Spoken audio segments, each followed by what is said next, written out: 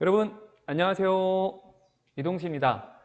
오늘은 인간중심 인공지능 그 세 번째 시간으로 인공지능의 발달 과정에 대해서 한번 이야기를 해보겠습니다. 지금까지 우리가 인공지능의 의미를 좀 알아봤고요. 그 다음에 인공지능이라는 것은 결국 인간의 지능을 모방한 거기 때문에 우리 인간의 뇌 구조를 한번 탐구해 봤습니다. 우리 뇌가 어떻게 작동하는지를 알아봤던 거고요. 그럼 오늘은 인공지능이 어떻게 시작이 되었고 지금 어떤 기술들을 가지고 발전하고 있는지 그 발달 과정을 알아보도록 하겠습니다. 인공지능이 우리 일상생활에서 굉장히 화제가 된 사건, 바로 알파고의 등장입니다. 알파, 우리 구글에서 만든 회사, 구글의 원래 전신 회사는 알파벳입니다. 이름이. 그래서 그 알파를 따왔고 또 알파의 의미가 처음, 최초, 최고라는 의미가 있습니다. 고는 바둑을 영어로 표기한 거예요. 그래서 바둑을 두는 최고의 인공지능이다. 그래서 알파고인데 이 알파고가 2016년도에 딱 등장하면서 그리고 이세돌 구단을 넘어서면서 무려 4대1로 압승을 하면서 와, 드디어 인공지능의 세상이 왔다. 그리고 무려 지금 4년이 흘렀는데요. 지금 기사나 뭐 다 많은 기업들 할 거 없이 인공지능 기반, 인공지능을 활용한 인공지능을 마케팅에 많은 도구로 쓰고 있어요. 그래서 우리 사회에는 사실 인공지능의 의미가 약한 인공지능과 강한 인공지능이 막 서로 섞여 있는 상태입니다. 하지만 분명히 다시 말하지만 아직 강한 인공지능은 나타나지 않았습니다. 강한 인공지능은 자기 자신을 인식하고 스스로 내가 판단하고 예측하고 행동하는 것들을 말하는 건데요. 현재의 인공지능들은 인간이 어느 정도 데이터를 주고 또 인간이 어느 정도 범위를 주고 그 안에서 전문성을 발휘하는 약한 인공지능들입니다. 예를 들어 알파고에게 날씨를 물어본다고 합시다. 알파고가 오늘 날씨가 좋아요 말할 수 있을까요? 알파고는 바둑 만들 수 있는 인공지능이라는 거죠. 그래서 오늘 수업은 과연 인공지능 기술이 어떻게 발달을 했고 또 이게 진짜 사람과 차이가 없을 정도로 정말 우리가 인간의 지능이라고 하는 것, 인간의 지능과 차이가 없을 정도로 자연스러워지려면 어떤 기술들이 필요한지 한번 그것에 대해서 탐구해 보도록 하겠습니다. 자, 그 전에 아무리 우리 인공지능이 발달하고 모든 것을 다 할 수 있다고 하더라도 자, 인공지능은 수학적인 계산도 빨리 하고 그 안에 숨겨진 어떤 패턴들도 빠르게 분석할 수 있고 그런 것들은 잘하지만 사실 아직까지는 인간의 감정적인 부분에 접근하는 데는 어려움이 있습니다. 그럼 우리가 한번 생각해 볼게요. 인공지능이 아무리 모든 걸 잘한다고 해도 이것만큼 나를 못 이겨, 내가 최고야 하는 분야가 있을까요? 예를 들면 선생님이 쓴 것처럼 나는 아재 개그를 잘해. 지식과 지식을 통해서 이걸 새롭게 연결해서 발견하지 못했던 걸 막 펑펑 터뜨리는 친구들 있죠? 혹은 나는 친구의 아픔을 잘 다독여줘. 다른 친구의 아픔에 충분히 공감하고 그 마음을 위로해 줄 수 있는 능력들. 우리가 인공지능, 대표적인 뭐 인간과의 커뮤니티를 할 수 있는 인공지능 뭐 시리나 삼성의 빅스비 혹은 채팅봇 여기다가 한번 나 너무 오늘 힘들어 슬퍼 라고 했을 때 문맥적으로 뭐 힘내세요 라는 문장을 던져줄 수 있지만 그게 우리 마음에 충분히 와닿지 않는 것은 인간은 인간과 인간 간의 어떤 관계를 통해서 우리가 위로를 받기 때문이죠. 인간과 기계를 가지고는 위로를 해줄 수가 아직은 없는 것 같아요. 그런 능력들은 여러분들은 충분히 있습니다. 한번 잠깐 고민해 보겠습니다. 자, 고민한 내용을 우리 한번 노트에다가 글 혹은 자신만의 그림으로 표현해 보는 것도 좋을 것 같습니다. 그럼 본격적으로 한번 인공지능이 무엇인지 대해서 얘기를 할 건데요. 사실 일상생활에서 쓰이는 용어, 인공지능, 머신러닝, 딥러닝이란 용어가 굉장히 매스컴과 뉴스에 많이 등장하고 있습니다. 근데 우리가 그 용어의 의미에 대해서 좀 명확하게 구분을 짓고 한번 시작을 해볼게요. 자, 인공지능이라고 하는 것은 인간의 지적 능력을 컴퓨터를 통해서 구현하는 기술입니다. 가장 상위의 개념이에요. 그러니까 사람이 이 지능을 실제로 컴퓨터를 통해서 보여지게 하는 것들은 인공지능이라는 거예요. 그럼 인공지능을 만들기 위해서는 컴퓨터를 어떻게든 훈련을 시켜야 되고 컴퓨터를 어떻게든 만들어야 되잖아요. 그 컴퓨터를 훈련하는 방법 중에 하나가 바로 머신러닝입니다. 컴퓨터가 데이터를 통해서 스스로 학습하고 거기에 따라서 어떤 결과를 제공할 수 있는 것, 그러니까 머신, 기계가 러닝, 학습하는 겁니다. 기계가 공부해가지고 거기에 딱 공부한 걸 결과를 가지고 사람과 이야기할 수 있게끔 하는 게 머신러닝이고요. 그럼 머신러닝도 기계가 공부를 하려면 스스로 공부하는 방법도 있고 누가 알려주는 방법도 있고 책을 보는 방법도 있고 여러 가지 방법이 있겠죠. 그 방법들 중에 하나가 바로 딥러닝입니다. 기계가 공부하는 방법 중에 하나가 바로 깊은 인공신경망 알고리즘이라고 하는데 우리 인공신경망이라고 하는 것은 신경망, 뉴런이라고 했죠. 뉴런. 머리 뇌 속에 있는 이 신경망을 인간이 인위적으로 구현한 인공신경망인데 그것을 깊어요. 단계가 하나, 둘, 세 단계가 아니라 여러 단계를 거치게 함으로써 그 안에서 컴퓨터가 스스로 학습할 수 있게끔 하는 것을 딥러닝이라고 합니다. 이렇게 좀 의미를 명확히 구분할 수 있어야 돼요. 가장 작은 개념은 딥러닝, 그러니까 머신러닝을 하는 방법 중에 하나는 딥러닝이 있는 거고요. 이 머신러닝은 인공지능을 구현하는 방법들 중에 하나인 것입니다. 인공지능의 발달 역사를 좀 살펴보면 사실 최근에 이 알파고의 등장이 사실 좀 큰 영향을 미쳤죠. 알파고가 우리 이세돌 구단과했던 버전이 알파고 리인데요. 이 알파고 리 이후에 등장한 마스터와 제로 버전도 사실 있습니다. 여기 보면 GPU와 TPU라고 있는데요. 이 하드웨어가 사실 굉장히 중요해요. 선생님이 나중에 얘기하겠지만 이 하드웨어의 발달 때문에 사실 딥러닝이 등장을 한 거고요. 학습법은 머신러닝의 학습 방법 중이라고 생각하시면 될 것 같습니다. 이것도 선생님이 추후에 간략히 설명을 드리겠습니다. 인간과 인공지능의 대결의 역사를 보면 사실 90년대서부터 이 머신러닝이 시작되면서부터 체스라든지 퀴즈 분야에서 인간은 이미 넘어섰습니다. 근데 이 바둑 분야라고 하는 것은 경우의 수가 너무나 많아요. 경우의 수가 거의 인간이 셀 수 없을 만큼 경우의 수가 우주성에 존재하는 그 원자의 개수보다 많다고 합니다. 그러니까 거의 상상도 못했던 분야인데 그것을 인간을 넘어선 겁니다. 그래서 인공지능 기술이 획기적으로 발전했다라고 보는 것이죠. 그럼 인공지능의 등장은 1950년대에 이 앨런 튜링이라고 하는 인물에 의해서 시작이 됩니다. 앨런 튜링이 인공지능, Artificial Intelligence라는 용어를 처음 말한 건 아닙니다. 앨런 튜링과 관련된 영화 이미테이션 게임을 여러분들 시간 나실 때 보면 좀 재밌을 것 같은데 이 앨런 튜링은 논리적인 이 기계, 이 컴퓨터가 인간과 좀 차이가 없어질 거다. 최초로 튜링 테스트라고 해서 인간이냐 기계냐 구별할 수 있는 테스트를 제시한 거예요. 그러니까 이제 기계가 점점 논리적으로 발전할 것을 예측을 해서 인간과 기계의 차이가 없어질 거다. 우리는 컴퓨터와 인간을 구별할 수 없을 거야. 그때 대비해서 인간과 컴퓨터를 구별할 수 있는 방법을 찾아내야 돼. 즉 인공지능의 어떤 그 의미의 시작점을 던진 사람이기 때문에 우리가 인공지능의 어떤 시작으로 딱 보는 거를 앨런 튜링의 그 말, 튜링 테스트를 보는 거고요. 실제로 인공지능이라는 용어는 여기 밑에 있는 존 메카시라고 하는 교수, 미국에 있는 다트머스 대학의 교수인데 존 메카시가 1956년도에 다트머스 회의, 그 대학 안에서 회의를 열어요. 근데 그 회의에 초청된 사람들이 당시에 컴퓨터 관련된 전문가들이었고 그런 사람들이 모여서 함께 이야기하는 것이 이제 컴퓨터를 통해서 사람의 지능처럼 구현할 수 있는 인공의 한번 지능을 만들어 보자 뭐 이런 식으로 얘기를 이제 개념 정립을 합니다. 그때 나온 용어가 바로 Artificial Intelligence. 1956년부터 인공지능 용어가 점차 확산이 됩니다. 그래서 선생님이 1956년부터 지금의 2020년까지 어떤 단계를 거쳤는지 그 역사를 간략히 설명을 하겠습니다. 자, 1세대 인공지능 원리라고 했는데요. 그 전에 여러분 착각할 수도 있을 것 같아서 자, 선생님이 세대 구분을 좀 하고 지나갈게요. 자, 우리가 1956년부터 1974년대까지 1세대로 인공지능을 보고요. 그 다음 1980년부터 1987년까지 2세대로 봅니다. 1993년부터 지금까지 3세대로 인공지능을 구분지어서 한번 얘기를 해보겠습니다. 그래서 왜 1세대, 2세대, 3세대가 있었고 1세대 인공지능에서는 어떤 한계점 때문에 그 다음에 2세대 인공지능은 어떤 한계점 때문에 각각의 세대가 다르다는 것은 새로운 버전이 나왔다는 거겠죠. 그래서 어떤 버전들이 나왔는지를 설명을 드릴게요.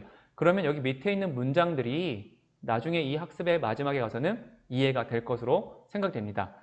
그리고 여기 고양이, 선생님이 특별히 고양이를 좋아해서 그런 게 아니라 오늘은 이 고양이 얼굴을 과연 컴퓨터가 어떻게 알아보는지, 우리 인간은, 여러분은 지금 보자마자 고양이를 알아봤죠? 여러분이 지능이 있기 때문에 그렇습니다. 우리는 어떤 지능으로 이 고양이를 알아봤는데 과연 컴퓨터는 어떻게, 이 인공지능은 어떻게 고양이를 알아보는지 한번 그 단계를 1세대, 2세대, 3세대 인공지능에서 보는 것을 한번 이야기해 보도록 해보겠습니다. 1세대 인공지능의 원리, 처음에 이제 컴퓨터라는 것이 막 발전하기 시작하면서 다트머스 회의에 모인 사람들은 인공지능이 드디어, 그 당시 사람들은 굉장히 놀라웠습니다.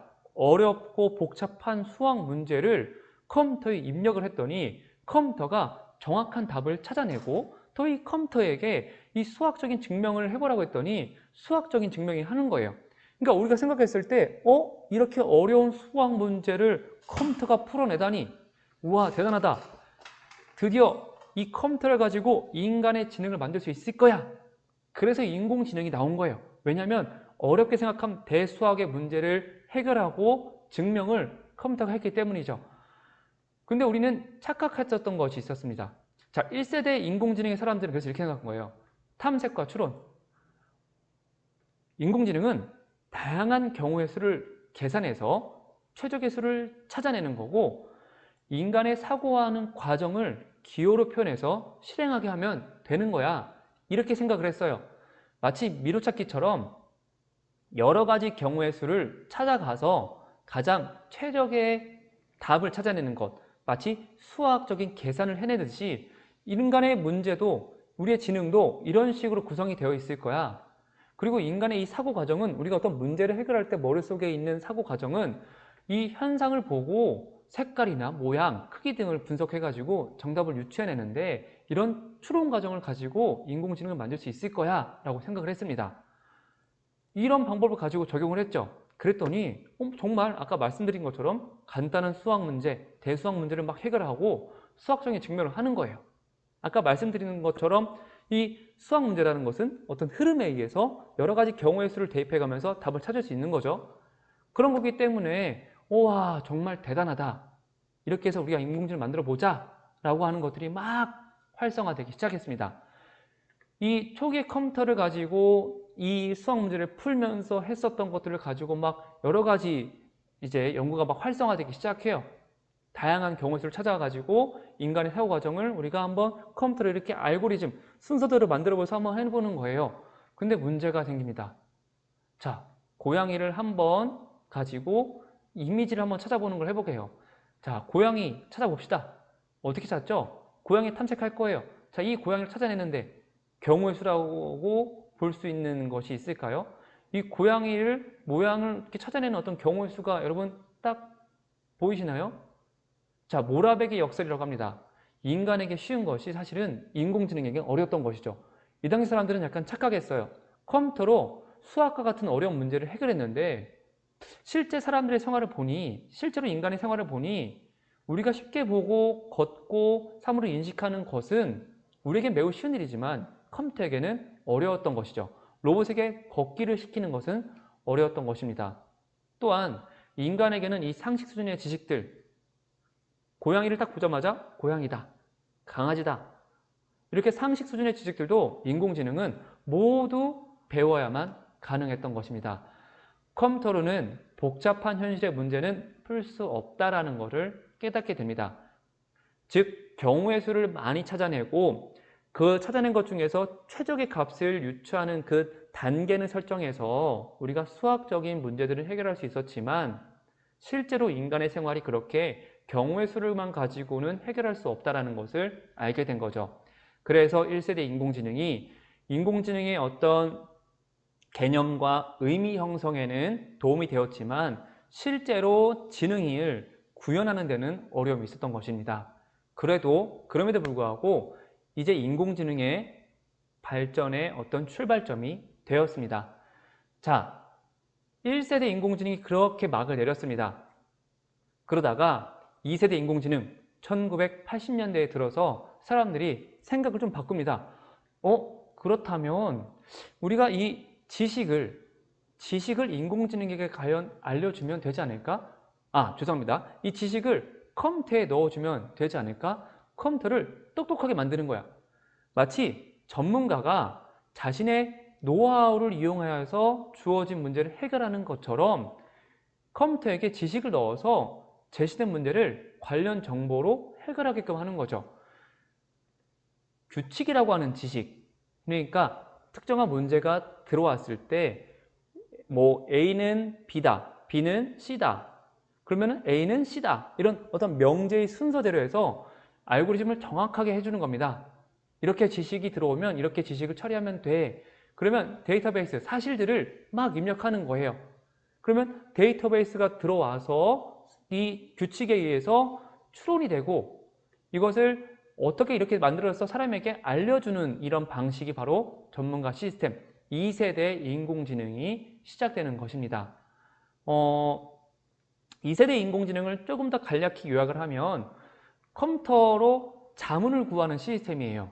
이 특정 분야에서 인간 전문가가 이 전문 지식을 활용하는 건데, 예를 들면 우리가 의료계에 의료와 관련된 전문 지식을 컴퓨터로 이렇게 정리를 잘 해놓고 거기다 질문을 올리는 겁니다. 이렇게 아플 때는 어떻게 해야 되나요? 그러면은 거기 안에 있는 베이스 안에서, 거기 안에 인간이 만들어 놓은 지식 안에서 답변을 주는 거예요.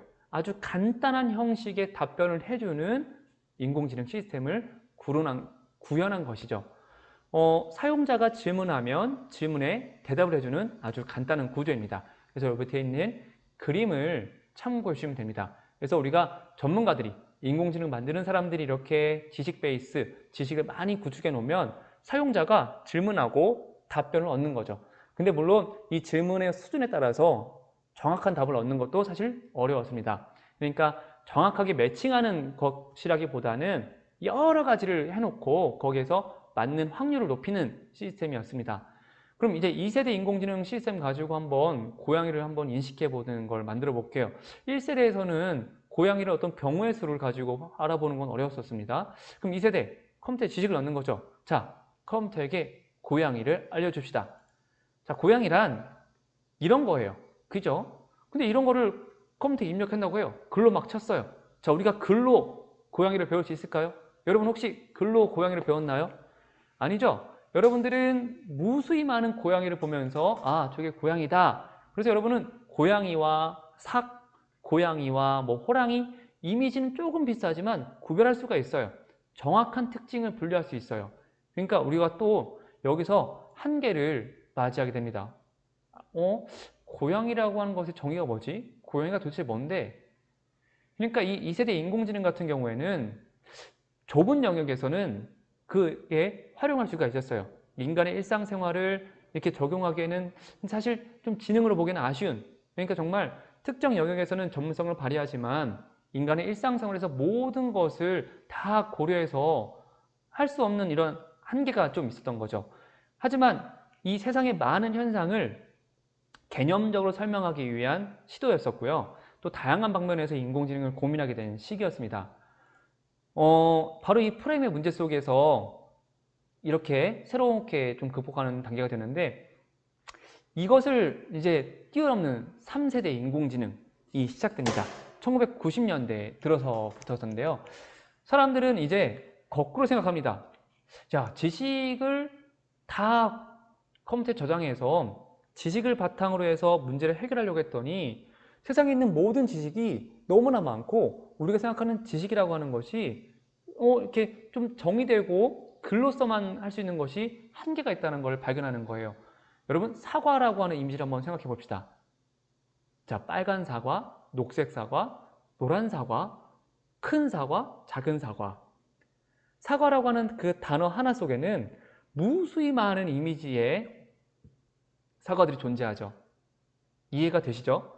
그러면 전문가 시스템의 한계는 바로 이런 거였습니다. 사과라고 알려졌는데 사과의 종류와 이미지가 무수히 많은 거였어요. 우리가 이 사과의 무수히 많은 이미지를 데이터라고 해볼게요. 그러면은 사과를 여러 데이터 형태로 저장하는 것이 아니라 거꾸로 다양한 사과를 보여주고 기계한테 무수히 많은 수천 건의 사과를 보여주고 이 사과의 이미지 속에서 사과의 특징을 기계가 스스로 발견하고 학습하고 그렇게 하는 것을 기계학습이라고 합니다. 바로 3세대 인공지능, 기계학습이 등장하는 것이죠. 기존의 이 학습의 정의를 2세대, 1세대에서는 사람이 어떤 걸 넣어줬어야 됐어요. 이건 뭐야? 이건 뭐야? 이건 고양이야. 근데 이제 거꾸로 뒤집은 겁니다. 컴퓨터가 스스로 특징을 찾아내서 이 특징에 따라서 이것이 무엇인지를 학습하는 것이죠. 이것은 우리가 어떤 문장을 해석한다고 했을 때 문법, 뭐 1형식, 2형식, 3형식, 애플이라는 사과 이런 문법 의미를 알려주는 것이 아니라 사과라고 확률이, 그러니까 이 문장의 의미에서 해석될 수 있는 확률이 높은 것들을 컴퓨터가 스스로 발견하는 것입니다. 다음 장에 선생님이 좀 더 자세히 설명해 보겠습니다. 자, 인간은 고양이를 여러 가지 이미지를 보면서 특징을 통해 가지고 고양이의 이미지를, 고양이라는 단어를 인식하게 됩니다. 그래서 우리가 다양한 고양이의 이미지를 보더라도 고양이의 특징을 통해서 이것이 고양이로 인식하는 거죠. 컴퓨터는 다양한 고양이의 이 특징들을 저장을 합니다.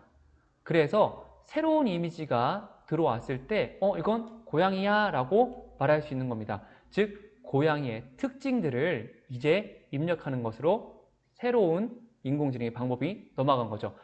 기존에는 고양이라고 하는 정의를, 지식을 입력해서 그 고양이 값이 나오겠다면 1대1 매칭이었다면 이제 여러 고양이들의 이미지를 보여주면서 고양이의 특징들을 발견하게 하는 겁니다.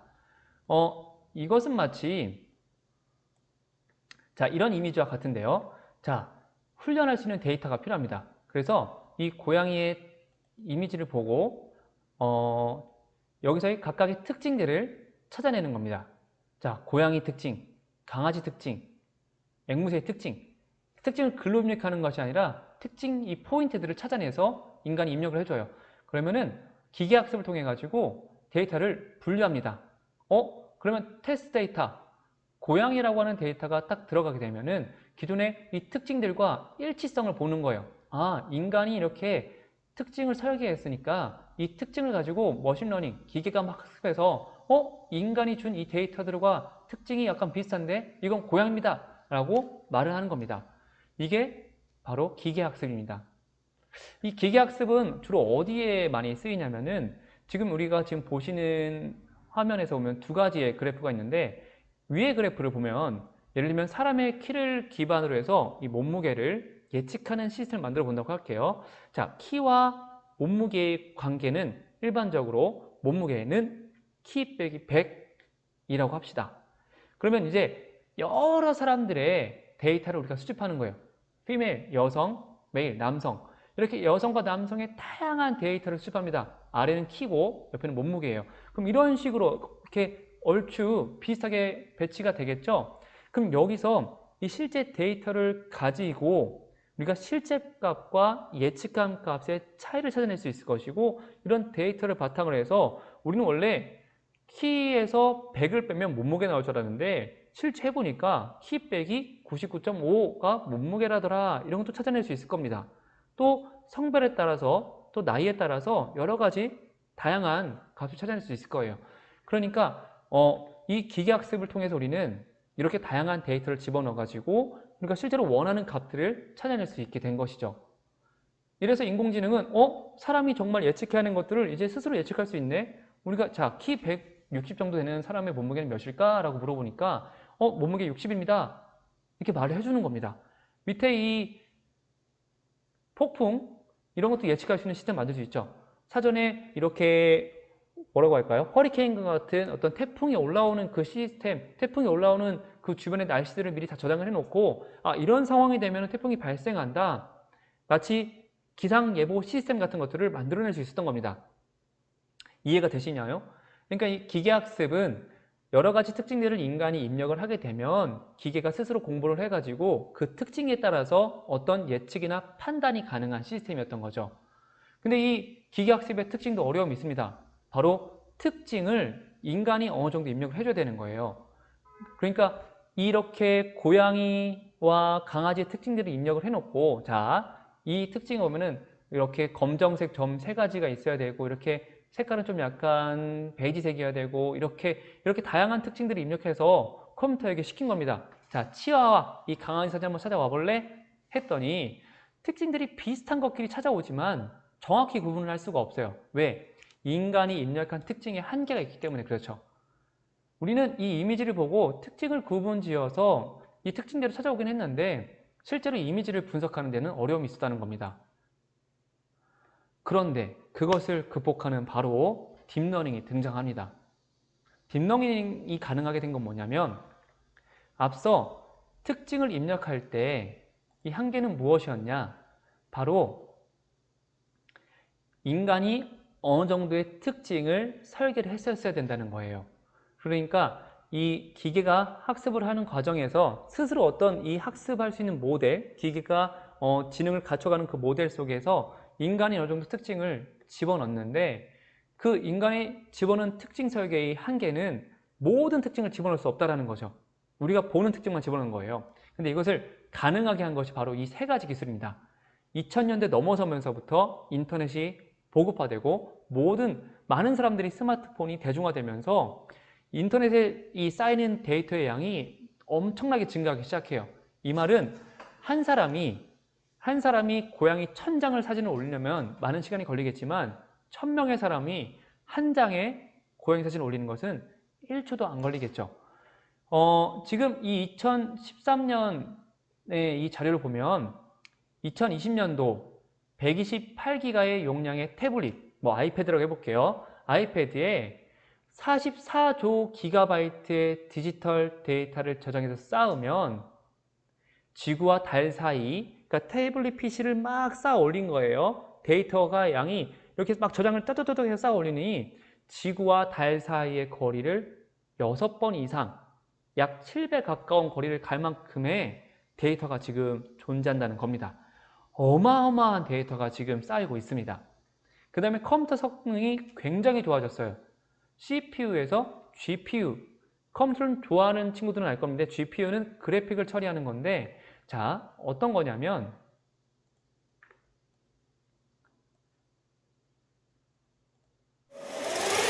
Alright, I introduced to you Leonardo. And he's going to paint a picture. 자, CPU는 여기 지금 그림을 그리는 로봇이 왔어요. 자, 봅시다. 스마일 표시를 그릴 거예요. 스마일 표시. CPU는 이렇게 하나 점을 찍어가면서 이렇게 스마일 표시를 그린 겁니다. 정보를 처리하는 속도가 딱딱딱딱딱딱딱딱딱 하나죠. GPU는 정보를 처리합니다. 근데 그 정보를 처리하는 속도가 자, 보세요. PU painting demonstration in 10, 5, 4, 3, 2, 1.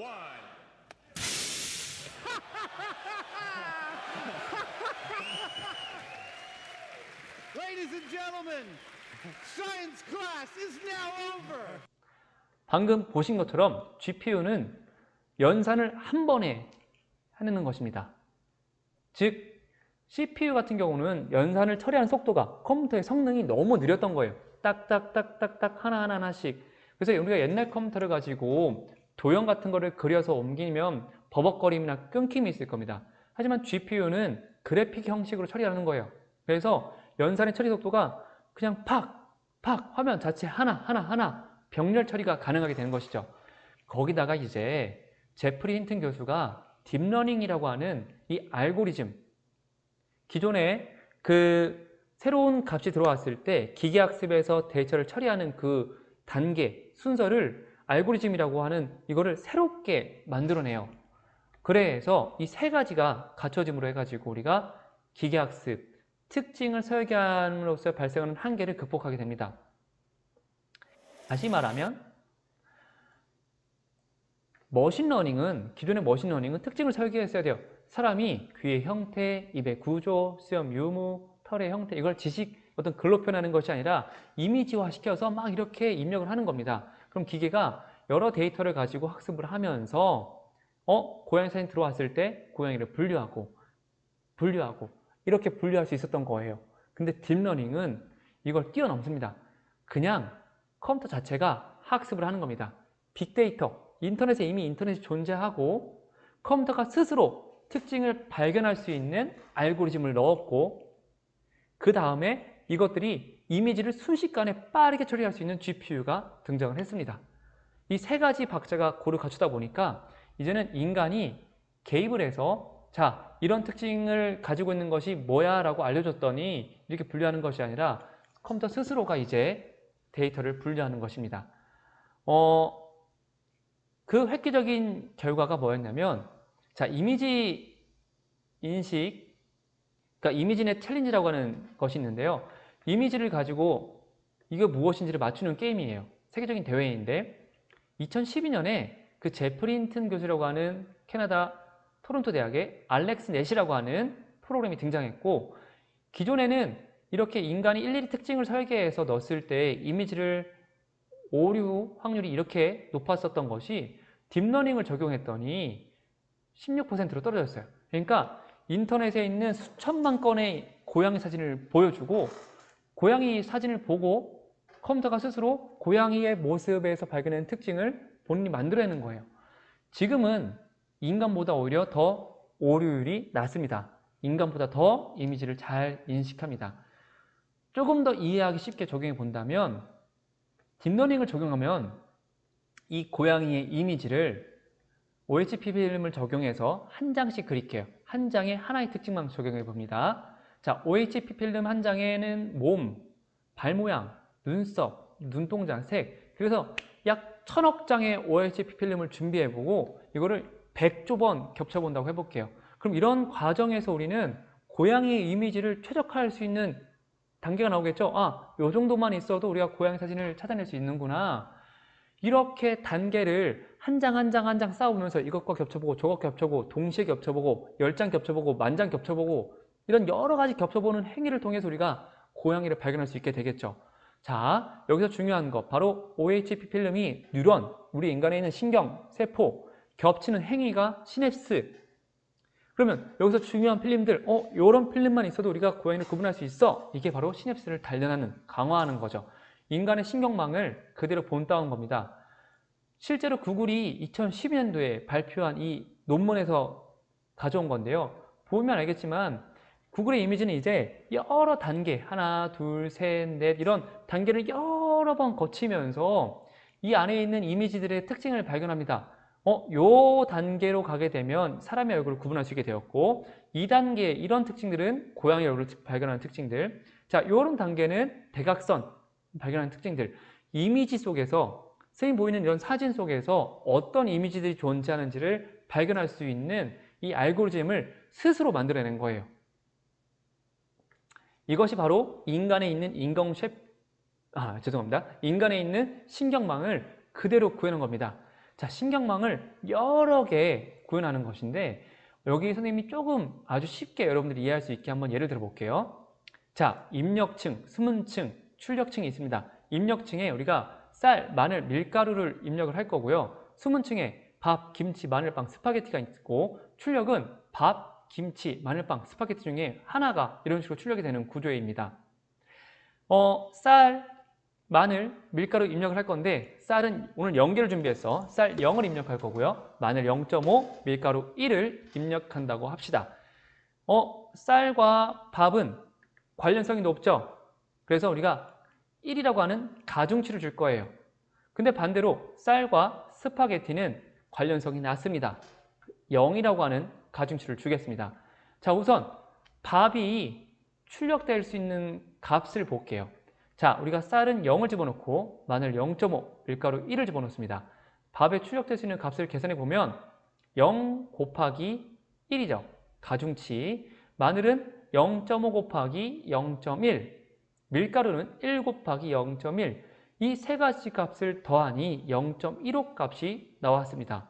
자, 스파게티가 나올 수 있는 출력값 볼까요? 스파게티 0 곱하기 0, 자, 쌀은 0 곱하기 0, 마늘은 0.5 곱하기 0.2, 밀가루는 1 곱하기 0.8, 그래서 0.9의 값이 나옵니다. 그럼 이렇게 입력을 했을 때 나오는 값은 스파게티 값이 되겠죠. 요 말을 조금만 더 우리가 시작해 보면은 선생님이 지금 쌀을 준비 안 했고 마늘 반 개와 밀가루 1개를 준비했을 때 어떤 요리가 적합할까? 스파게티입니다. 라고 답을 줄 수 있는 인공지능이 만들어진 겁니다. 그런데 이 1, 0.1, 0.1, 0, 0.2, 0.8이라고 하는 이 가중치, 쌀과 밥은 관련성이 있어 라고 하는 거를 인간이 어느 정도 값을 알려준다면 기계학습의 특징서였는데, 이제 그 값을 그리고 그 관련성을 컴퓨터가 스스로 학습하는 것이 바로 딥러닝이라고 생각하시면 될 것 같습니다. 이렇게 숨은 층을 하나, 둘, 층을 여러 개 복잡하게 더 구조화시키는 게 바로 딥러닝이에요. 그래서 우리 이미지넷 챌린지에 쓰였던 여기 2012년도에 쓰였던 죄송합니다. 2012년도부터 이 층이 깊어지는 겁니다. 그래서 알파고 같은 경우는 약 48단계를 거쳤다고 하고요. 이 IBM사는 지금 현재 152단계를 거칠 수 있는 딥러닝을 기술을 개발했다고 합니다. 오늘 이 수업에서의 핵심은 뭐였냐면 바로 이 그래프를 이해하는 거였습니다.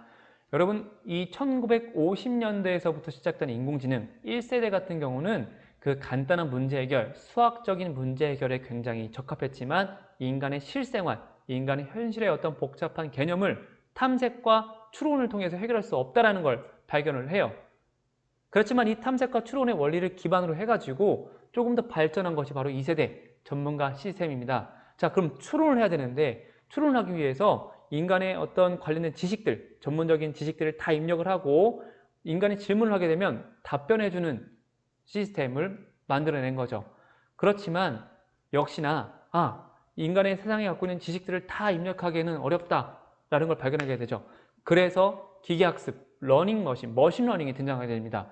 인간의 지식이 다 알려주는 게 아니라 사과라고 하는 지식을 알려주는 것이 아니라 사과라고 보여지는 것들, 빨간 사과, 노란 사과, 큰 사과, 작은 사과, 좀 멍이 든 사과, 멍이 안 든 사과, 여러 개의 사과의 이미지의 특징들을 보여주고 그 특징들을 알려주면 컴퓨터가 그 특징을 바탕으로 해서 여러 번 학습을 해가지고 사과를 분류할 수 있게끔 하는 것이 바로 기계학습의 개념, 머신러닝이 등장을 한 거고, 근데 이 머신러닝도 역시 한계를 맞이하다고 했죠.